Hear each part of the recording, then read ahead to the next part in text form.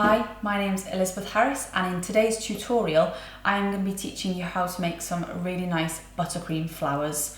So I've done quite a lot of cakes with these. I've done cakes where they're all really nice pastel colours. I've done them in all different shades, but for today's tutorial I'm actually going to show you them all in like a ruby red colour. It's December when we're doing this tutorial, so we're quite near Christmas, and so I wanted to make this feel a bit more Christmassy, this cake, so I thought I would do my flowers in ruby red. So for buttercream flowers, you'll need a flower pin. You can buy them online, they're quite cheap. You need some greaseproof or parchment paper that you've cut into little squares, and you need some buttercream. Now I've coloured my buttercream. That one I've left natural. I've coloured my green for my leaves, and I've used Sugar Flare mint green, and I've just put a touch in it. It's so strong you only need a tiny bit. For my ruby red I've actually used ruby, and I've put a lot of colour because it takes quite a while to get it to the depth of colour that you want, so I've used quite a lot of that. So they're my colours that I've used. So to make the flowers, you need to have your flower pin.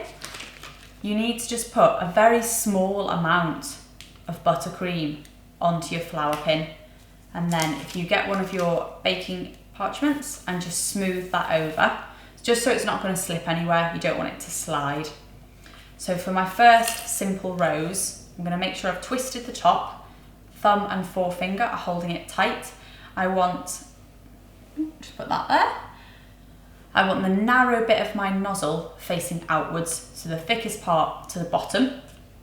I'm just going to make a squiggle up, and then I'm going to make a cone shape all the way around. Just like that. Just a simple cone. And then I'm going to go over my cone in, like, you could call it archways or rainbows. So I'm literally going to go up and down, and I'm going to cross over each one. So I've got the centre of the flower, and then I'm going to start to work around the flower. So I'm going to do a layer again, up and down, all the way around, and that one's done 4. And the next one I'm going to do, I'm actually going to flare out my nozzle just slightly. So I'm going to do 1, 2, 3, 4, 5. Okay, so you've got there just a really pretty simple rose. You can add more. I'm just going to push that one in a little bit there to make sure it's stuck on, and then I'm just going to take that off my flower nail and place it onto a baking tray. A baking tray, a normal tray, a plate that's flat, anything that you can then fit into your fridge is what you're going to place your flowers on. So let's do another one.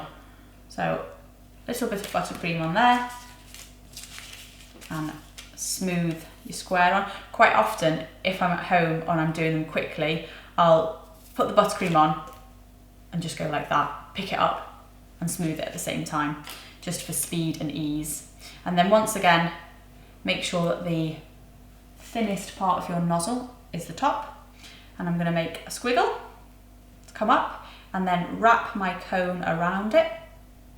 And then I'm going to do 3 rainbows, 1, 2, 3, and then I'm going to do 4 wrapping around, starting to turn my nozzle a bit straighter, and then I'm going to turn my nozzle slightly outwards while I do 5, 2, 3, 4, 5 wrapped around. And I'm just going to place that down and leave that to set there. The next one I'm going to show you, so that's a simple rose, and I'm going to show you how to do a bit more of a closed rose. So I'm going to put just a little bit on, and I'm just going to pick it up like that, smooth it down. I just need to push. If at any point it feels like you've got space here when you're piping, make sure you push down and twist, because you always want there to be an even amount of pressure. So there we go. So I've got the thinnest part of my nozzle facing outwards, and I'm going to do my squiggle up. Now instead of doing a cone around, I'm going to go straight into doing my 3 archways or rainbows, however you like to call them, over, and I'm going to cover that centre bit.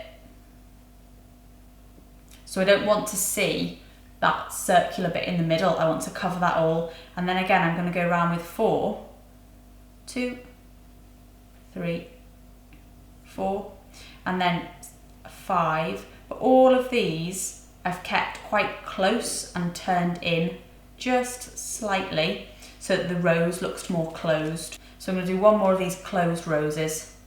So squiggle up, 1, 2, 3, keeping it going inwards, 1, 2, 3, 4, and then 5 around, 1, 2, 3, 4, 5. I feel like this one is slipping off my nail, the flower nail that is. So that's more of a closed one there.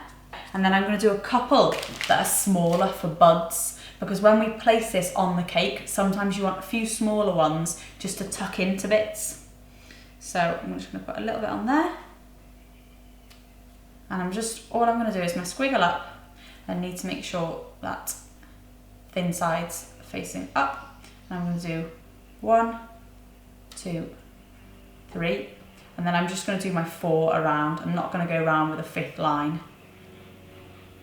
So I've just got a smaller rose there. So I now have my tray of roses that have been chilling for about half an hour to an hour. Sometimes I'll leave them for a bit longer. The fridge does sometimes fade the colour slightly, but once they come up to the room temperature, the colour seems fine. So I've got here a bag of buttercream, and I've got a 6-inch buttercreamed cake. So this has been chilled as well in the fridge. And all I'm going to do is I'm going to pipe a ring of buttercream all the way around the edge. I'm not going to go right on the edge because I want to be able to tilt the flowers either side. So I'm going to go just slightly in from the edge. I'm going to push down on that. I'm just going to spread a bit over. It doesn't need to be super neat because obviously your flowers are going to be covering this. Okay, so I've got a nice ring of buttercream there. And then all I'm going to do is I'm going to take my flowers, and because they've been in the fridge, I can now handle them. And I'm just going to start to place them on, tilting them outwards and inwards. And I'm going to work my way around the cake.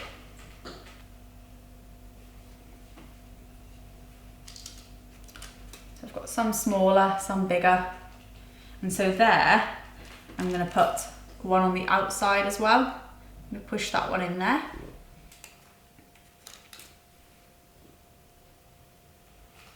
Around.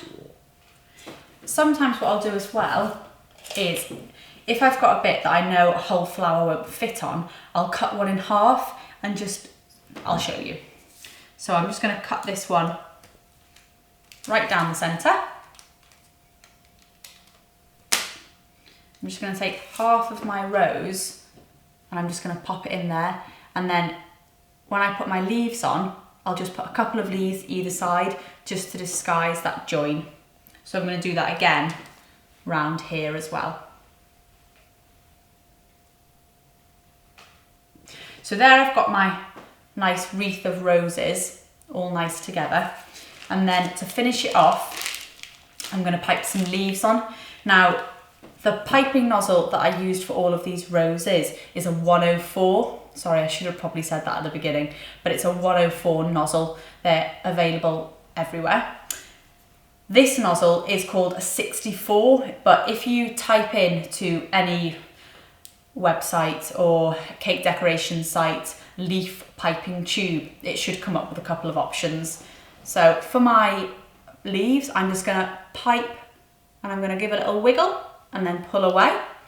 And I'm just going to do this, I'll try and show you this here, in all the gaps, just so it can start to give a nice realistic leaf effect. I'm going to do one here, and pop one in here, and don't be afraid to layer up on a few of your leaves. And if I want them to be bigger, I can always pop my nozzle in and give it a little wriggle before it comes up, and that looks really pretty too. And I'm going to fill in wherever I see little gaps on the cake, or wherever I think there might be a join that needs covering. I'm just going to pop a leaf in there. And the more you almost drag it as you pull it away, the more point you'll get on your leaf. Outside wise, it's pretty good. And I'm just going to add a couple on the inside as well. So I'm just going to go, just tuck my bag in there and make a little leaf. So there we are. I think I've got enough leaves now all the way around. It looks really nice and I'm really pleased with it. So that is my tutorial for buttercream flower roses. I really hope you enjoyed it.